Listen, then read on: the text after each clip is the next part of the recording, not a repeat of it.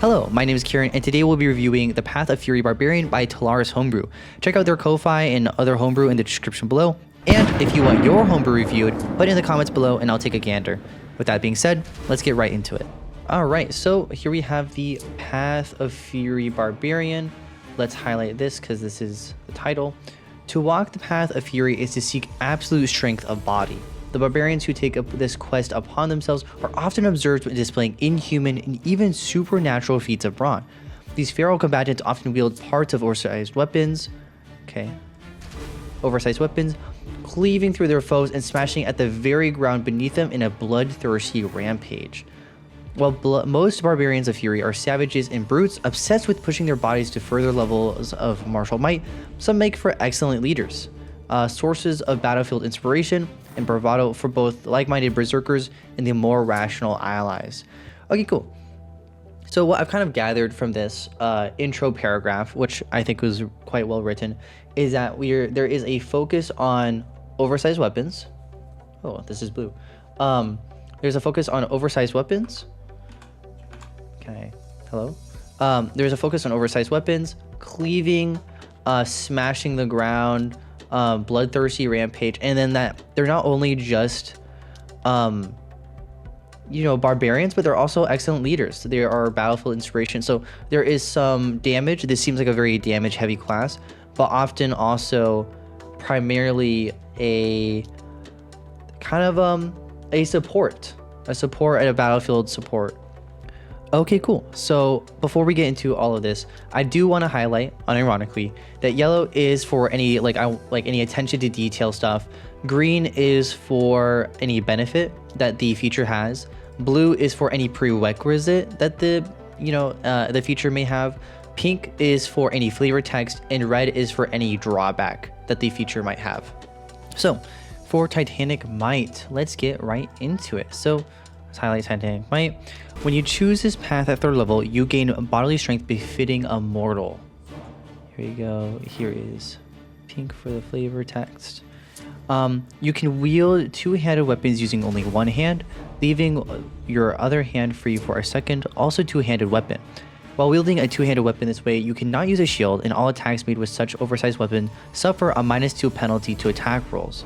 Furthermore, while you're raging, you can also use your bonus action to stomp the ground with your might, causing a thunderous blast around you and immediately ending your rage. Okay, so here's more flavor text, but that is a penalty. All creatures within 15 feet of you must make a con saving throw, taking 2d8 thunder damage and getting pushed 10 feet away from you on a failed save. This damage increases, and then you can only use this feature when you're directly in contact with the ground, and then your carrying capacity is doubled, and then upon reaching 10th level is quadrupled.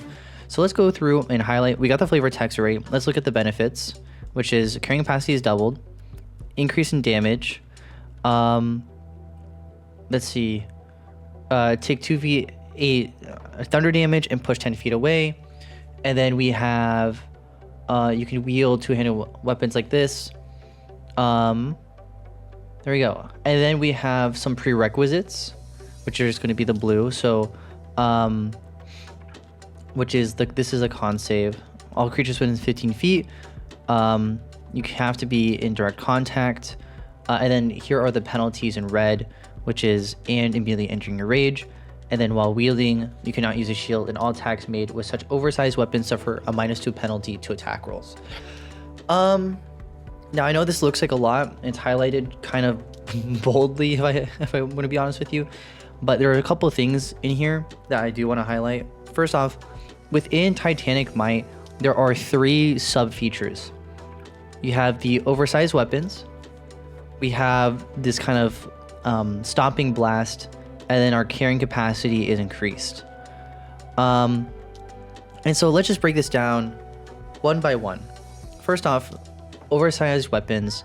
I really love the concept, right, with using two-handed weapons in only one hand. I think it makes itself feel like, oh, I have 2 giant weapons in my hands. I'm gonna be swinging them around. And I do enjoy the fact that while wielding a two-handed weapon in this way, you cannot use a shield, which is really good, because if you could use a two-handed weapon and a shield at the same time, then you get a higher damage boost, and you get a higher AC because of the armor class. However, what kind of confuses me a little bit is the purpose of having this as a feature, because by not having a shield, you essentially have a free hand, and you emphasize here that you could also use your other free hand for a second two-handed weapon. So it feels like the vision is to dual wield oversized, weapons, two-handed weapons, is to dual wield two-handed weapons and then swing them around. But you would only be making one attack. Because in order to make, because you can't make an offhand attack with, these two-handed weapons because they're not light. And so essentially this first feature doesn't do much of anything. And then on top of that, what confuses me a little bit more is all attacks made with such oversized weapons suffer a -2 penalty to attack rolls. I'm gonna erase this. This confuses me for two reasons. One is that oversized weapons is a weird choice of words because oversized weapons is used for large creatures. It's hypothetically used for like monsters, but it can be used for PCs. But in summary, you need to be a large size to use an oversized weapon, and it's under DM's discretion to use an oversized weapon or to allow the use of an oversized weapon. So I'm a bit confused because oversized weapons are not two-handed weapons, and two-handed weapons are not oversized weapons. So this by itself, like vocabulary wise, doesn't apply to any of this stuff up here. In addition, we have the -2 penalty to attack rolls, which I love the flavoring, I really do, because in my head, assumingly I could dual wield two-handed weapons, right, and I'm attacking, having the -2 penalty attack rolls feels a lot like, oh my gosh, I'm like bum rushing this person, I'm gonna bang him with my sword 15 trillion times, but it's hard to wield because they're really heavy weapons, right, at the end of the day. And because they're heavy weapons, it's harder for me to hit, and I enjoy that it is represented in the -2 penalty. What I disagree with politely is the -2, and the reason why is because Dungeons & Dragons 5th edition is super simple in its mechanics. Usually you don't want to apply like a static subtraction or addition unless it's in crazy, because I'm pretty sure one of the channel divinities, I don't remember, gives like a +10 to hit, and you should only be giving penalties to hit or like increases static wise if they're ginormous, like a +10 or a +5 or etc, etc. In this case, usually what we do when we have like an idea of something like a static penalty or like you want to add a penalty is you would give advantage or disadvantage, but we don't want to give advantage or disadvantage on this because rolling with disadvantage to hit feels awful, and I'll get to this in a little bit, but we don't usually use -2 penalties. So I think in looking at this whole section by itself, I think it's super cool. I see the vision. My suggestion, if I'm right about the thematics, which is I'm dual wielding two large weapons and I'm gonna clobber someone to death, is to allow the secondhand, allow people to wield two-handed weapons in one hand, but more importantly, apply the light property to any weapon that you're holding. That way you could use two-weapon fighting, right? And you can attack with your bonus action if you wanted to. And I think that would be a great way to like show off this strength. And then if you want the penalty, I would suggest not adding your proficiency bonus to the attack roll, because I think that emphasizes a lot better that you're not going to be like you're swinging with raw strength here, and you don't have a lot of skill with like these weapons, right? Or you're bum rushing, right? And I think that like the lack of 2 hit makes up for the increase in damage. And I do also like the fact that you can't use a shield. I think you should keep that, and I think that was a really awesome idea. For the second part, I enjoy it as well. I love the flavoring, but there are two things about it that kind of like throw me off a little bit. The first one, I love the getting pushed 10 feet away. But for me, it's the thunder damage, because in my head, and this is like a personal preference, so take it with a grain of, like, my preference with a grain of salt. Take everything I say with a grain of salt. This is your homebrew at the end of the day. And do whatever you want, right? Thunder damage is a lot like sound. It's like sonic damage is what it was called in previous editions. And so it feels weird to me because in my head I imagine, oh, I slammed the ground down with my foot and the earth trembles versus a shockwave. And I feel like maybe bludgeoning damage would be better here. And the second thing that kind of throws me off about this is the fact that this entire thing is Thunderwave, but without the 300-foot boom. And I don't know if that was intentional or not. If it is not, then I'm just going to bring this to your awareness. And then if it is, personal opinion, I don't really enjoy throwing in, like, in air quotes, spells into like a feature, like a class feature, because in my head it feels a little like I feel like you could add in something better here than just taking like Thunderwave and like throwing it into the class. But other than that, I think this is kind of pretty chill as it is. I don't think that you need to be in direct contact with the ground. I see the vision, I see the flavoring, but I think that this limits gameplay more than it shows off the flavor. I also think that the immediately ending your rage is super cool because of two reasons. One, I've never seen people use rage as a resource like this, and I think that's super awesome to play around with. But it's also an incredible detriment because you're ending your rage. So take that as you will. But overall, I think this is pretty chill. And then last but not least, we have the carrying capacity, which I enjoy. I like this a lot. I think this is super cool. I think, yeah, I have really nothing to say about this. I love this. In totality for Titanic Might, I like it. I see the flavoring possibilities. I just think it needs to be kind of readjusted, right? Specifically for the two-handed fighting and the two-weapon fighting. And then I think that maybe evaluating whether or not the Thunder Wave in here should stay or should go, I think is another thing to point out, because if we combine all of these things together, these are 3 features in 1 feature. And I see actually, like, because I've read a bunch of your other stuff as well, all of which I think is super cool. But having multiple features within 1 feature is strong. And I think that these could do better on their own or by like with their separation than being all in one. So just something to point out. But overall, I like it. I think it's super cool. And I'm excited to see where you take it. Next up, we have a Battle Shout. So let's highlight this. By 6th level, your glorious displays of both might and savagery inspire your allies to follow. Some nice, cute little flavor text. Whenever you choose to attack recklessly on your turn, you can pick any number of creatures who can hear or see you.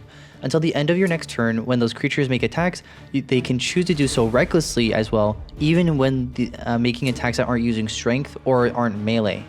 Additionally, when you engage in two-weapon fighting, you can attack with your offhand weapon without using your bonus action. You are still limited to only making one attack per turn. Okay, so let's go through this one by one. Let's do some benefits. So let's go here. You could pick any number of creatures until this is not right. They can choose to attack recklessly, even if the attacks they are. Why is it doing that? Even when the attacks they aren't using strength or aren't melee. And then when you engage in two-weapon fighting, you can use an offhand weapon attack without using your bonus action. And then let's do some prerequisites, which is whenever you choose to attack recklessly on your turn. And then until the end of your next turn, when those creature makes attacks, here is as well.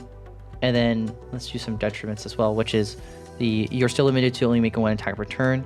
I think this is actually a benefit up here. You can pick any number of creatures who can hear or see you. Okay. I want to point out again, these are two features in one feature. And I really want to highlight that there's nothing wrong with having multiple features at like 3rd level or 6th level, but I think that you should split them apart and have them as separate flavorful identities than just kind of all in one bulk package. So I love the idea. I think it's super cool. In my head, battle shout is like, oh, I'm yelling like charge, right? And then everyone's like, ah, and they all run in and like start to fight. And so they can choose to attack recklessly because everyone's like hyped up, you know, we're all hype beasts in the gym. And I think this is a super cool flavoring. If I am getting the flavoring right, I hope so. I'm sorry if I'm not. But there are a couple of things that I want to highlight, which is first off, picking any creatures that can see or hear you is really strong. And the reason why is because there's no range limitation, which is insane, to be honest with you. Because usually when you say things like this is like 9th level like verbiage, like any number of creatures who can hear or see you. The idea sounds and is very similar to like Inspiring Leader, the feat, and Bardic Inspiration. And both of those features use ranges. I believe Inspiring Leader is 30 feet and Bardic Inspiration is 60 feet. So I really recommend limiting this because this by itself is super strong. And the reason why it's super strong is because hypothetically, it's any number of creatures. So you can inspire like a mile radius worth of people to reckless attack, which is really weird. It's strong for sure. I just think limiting the range would be good. And then when they could choose to recklessly attack, which I think is a cool idea. And I think it shows that kind of flavoring that we were talking about up here with the battlefield inspiration, and like the excellent leader stuff. And I think that's super cool, but I don't necessarily agree with the execution. And the reason why is because, you highlight here that you can do it, they can recklessly attack even when they're using attacks that aren't using strength or aren't melee, which means that one, we could have a ranged combatant do this, right? This is giving like a rogue not cunning action. Well, it's giving their sneak attack automatically. There's that. But also, this could apply to spells. This could apply to like Eldritch Blast, right? Because it's not strength. Eldritch Blast isn't using strength, and it isn't melee. And so by getting rid of the restrictions of strength and melee, it makes it pretty strong because you're giving essentially free advantage. Okay, free in really air quotes, because they're gonna have like the disadvantage on their like when they get attacked, or the advantage when they get attacked. And that is something to highlight. But I think that if we tied this to a resource, perhaps, we could do like you shout and everyone within like a 60-foot radius of you who could hear or see you gains advantage on their next attack roll, that it's like melee based. It doesn't necessarily have to be strength based, but I think the fact that it isn't melee feels a little weird to me, flavor wise. But again, when it comes to flavoring, that's really preference based, so take my suggestion with like a grain of salt. And then we have, additionally, when you engage in 2-weapon fighting, you attack with your offhand weapon without using a bonus action. So this kind of confirms what I was talking about earlier up above with the Titanic Might, and the fact that it seems like you want to be able to duel these weapons. My thing about this is that this is just Nick. Oh, no, this is not Nick. This is Nick. No, I'm right. This is just Nick. And the reason why I am a little hesitant about this is because it lands in the same area as Thunderwave for me, where I feel like you could add in something different or something better here. Not necessarily better mechanically, but I mean better flavor-wise. And it feels weird to add weapon masteries to a 2014 class, because if your DM allows weapon masteries, because it's supposed to be weapon, the whole mix-up of 2014 and 2024 is a bit bothersome. But if your DM does allow weapon masteries, then you essentially get an extra weapon mastery for free. And if you don't, then you have weapon masteries over other martial classes, which feels weird to me. Again, feels weird to me. This is opinion based, but nonetheless, these two should be split up. So yeah, I think overall Battle Shout, super cool flavoring wise. I see the vision of yelling and having your allies go into a frenzy and start fighting. But I think that I think there are better ways to execute this than giving players reckless attack, because you're essentially giving them a third level feature for free, and without the drawback of using strength or melee, which I think should be altered. But yeah, overall pretty cool. All right, next up we have Meat Cleaver. So let's do our little highlight ritual. So Meat Cleaver, at 10 level, you can use your action to violently spin around with your weapon stretched out, which is the end of the flavoring text for this one. Making one weapon attack against each creature of your choice within reach that you can see. Until the end of your next turn, whenever you hit a creature with a melee weapon attack, you can deal damage to one other creature that you could see within 5 feet of the target, equal to your strength modifier. The damage type is the same of the weapon you used for the attack. Once you use this feature, you can't do so again until you finish a long rest. Okay, so I'm a bit lost. Okay, you know what? Before I get into that, let's do our highlighting ritual, right? So until the end of your next turn, whenever you hit a creature, okay, so this is a benefit. You can make one weapon attack against each creature of your choice that you can see. However, you need to use your action, which is the downside. And then we have until the end of your next turn, whenever you hit a creature with a melee weapon attack. So this is the prerequisite. And then this is a benefit. You can deal damage to one other creature you could see within 5 feet of the target, equal to your strength modifier. This is just clarifying. The damage type is the same as the weapon attack. And then the downside is you can only use this feature once per short rest. Okay. So I love the spinny graphic, like the mental image. I imagine like a Beyblade, like you're chopping through and you're fighting about. What makes me a bit confused is how this is laid out, because at least from what I see, these two are two separate features. But they're both tied to the same resource. Let me explain. Okay, go. So first off, we have the, as an action, you can spin around violently and then make a weapon attack against each creature of choice you can see within range. Which is actually really frightening, because if there are, let's do the math.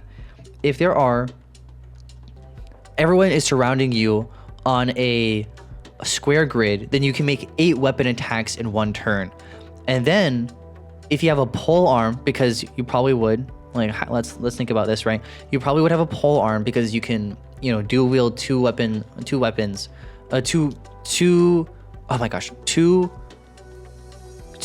weapons. There we go. My bad.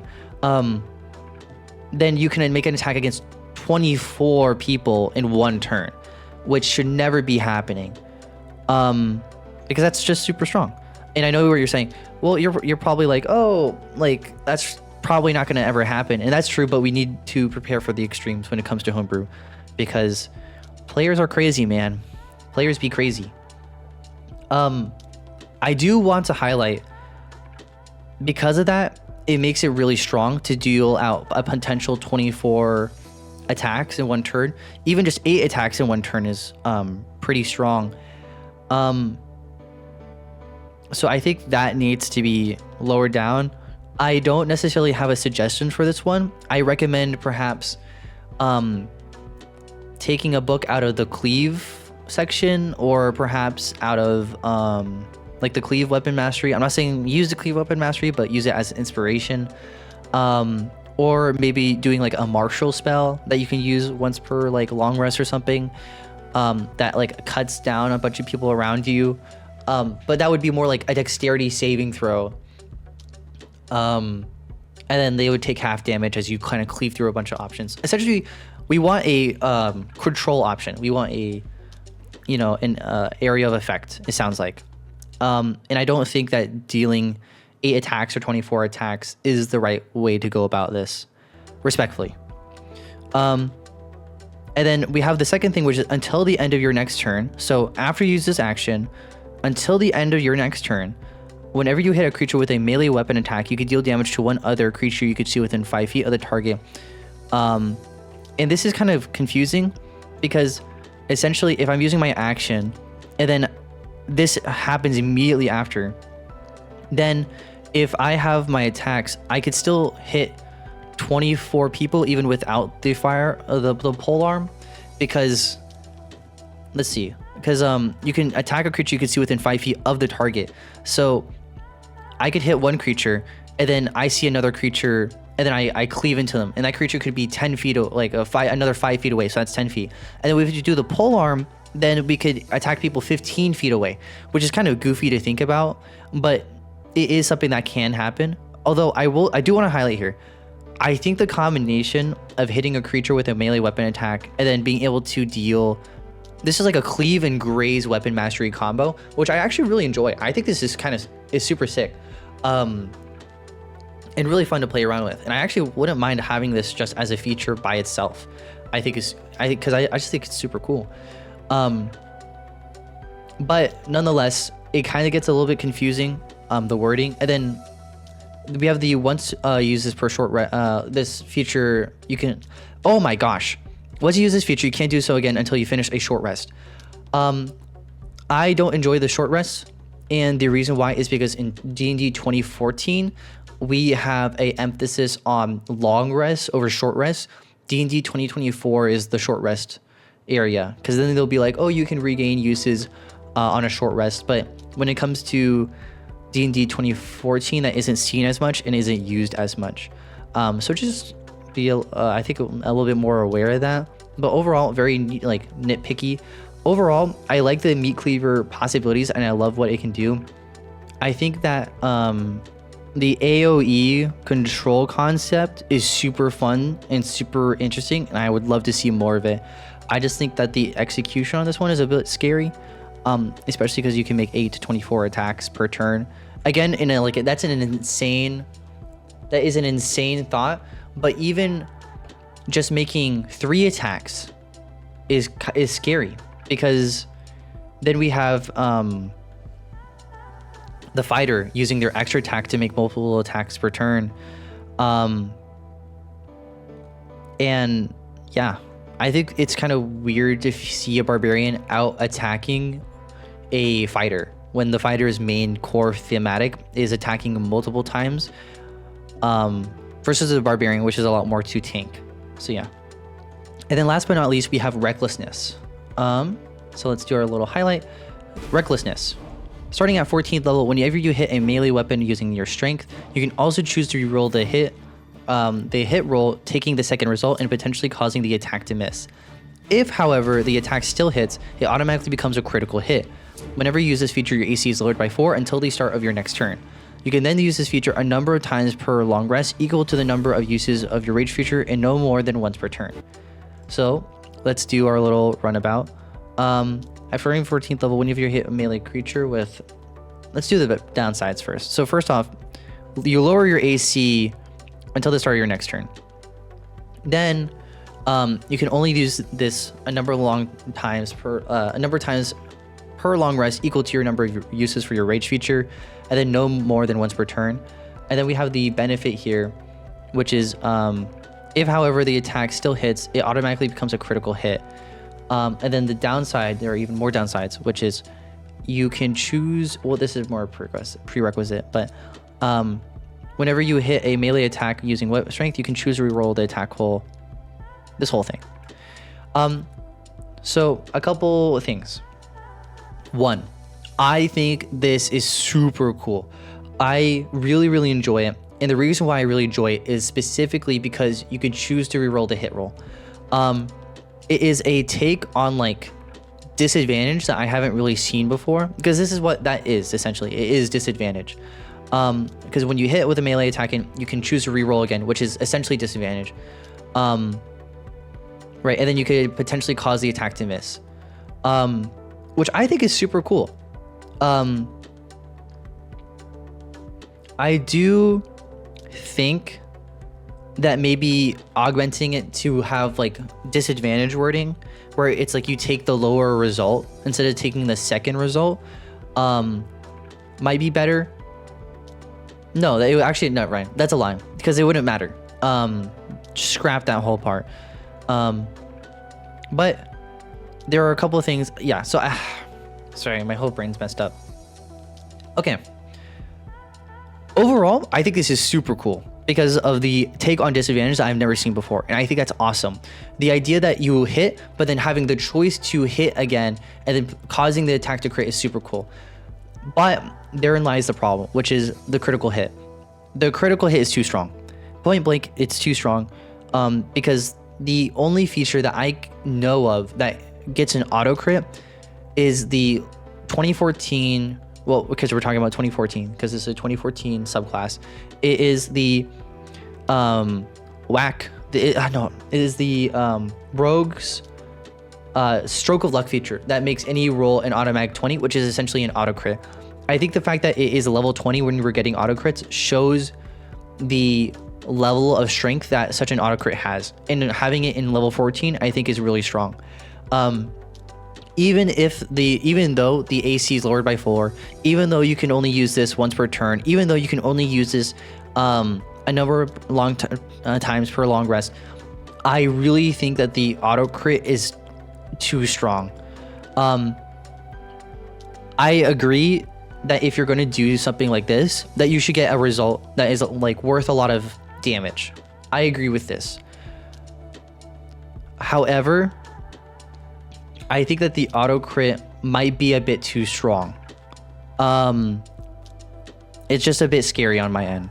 However, I haven't done the damage calculations necessarily, and I understand that you're choosing to potentially miss the attack, even then, the auto crit is heavy. It is super scary. I do think that you should be compensated with some damage for sure, and a reasonable damage die at that. I just don't necessarily think that the critical hit is the answer that we're looking for. But yeah, that's all. Well, overall, super cool subclass, or super cool like feature in general. So, taking a grander look at the whole class as a whole, I think in total, I think this is a super cool class. I think this is a super cool subclass. And the reason why is because I think you emphasize the damage that you want to deal in the first one. You emphasize the kind of feeling that you're bum rushing an attack. You're lowering your guard. You might not hit as much, but you're gonna be dealing massive damage. I really enjoy that. I love the flavoring that this class has. I know this is World of Warcraft inspired, although I haven't played World of Warcraft. I don't know much about it, but I can feel the flavor. I think it's really cool. The general notes I have are that I think some things just need to be refined. I think that you have a tendency to keep a lot of features, like multiple features within one feature, and I think those need to be broken up. I think that you tend to have penalties, like they lower by 4, for example. I think that you choose static penalties a lot, which I don't think is necessarily the way to go about it. And you add a lot of penalties in general, which I don't think that you need. Usually D&D is not about like balancing, is not about, oh, I can get a huge thing, and then in return, I am downgraded like a bunch of, like, the scale of balance isn't like, oh, I take a positive and then I take a negative. Instead, it's usually like, oh, I have a positive with no draw, like with a resource pool that is usually their drawback, and the benefit is usually smaller than a huge benefit. But overall, super cool. I can't wait to review the rest of them. I mean, I have, but I just need to make a video on them. And then last but not least, please take my advice with a grain of salt. I am one person in the homebrewing community. I have been homebrewing a while, and I am confident in a lot of my opinions. But at the end of the day, I'm one person. I haven't necessarily done the math. I've done the math on some of them. And I think some of them are really cool. But yeah, take it with a grain of salt. do some revisions, because I think that I personally would not allow this at my table as it is. But I would love to see the revision. I'd love to make a review on the revision if you would let me. And this is also my first time making a YouTube video, if I'm gonna be honest with you, Tellaris. And I really appreciate you giving me the opportunity to stretch my creative limbs and make a video on your homebrew. Because I know making homebrew is it's an incredibly difficult task. And I think the fact that you made 5 of them subclasses is genuinely incredible. And that should not be taken like lightly. So I just want to say in general, thank you so much for giving me this opportunity to review your homebrew content. If you want me to take down the video, let me know. If you want me to do a review, like a second review when you make adjustments or etc., let me know. If there's anything about the class, or the video itself that you would like to be shown or maybe like altered better, let me know. Let me know anything, please. I'm fiending for feedback. And if you'd like more feedback on your stuff as well, I would love to help you out. So yes, thank you so much, and have a wonderful rest of your day.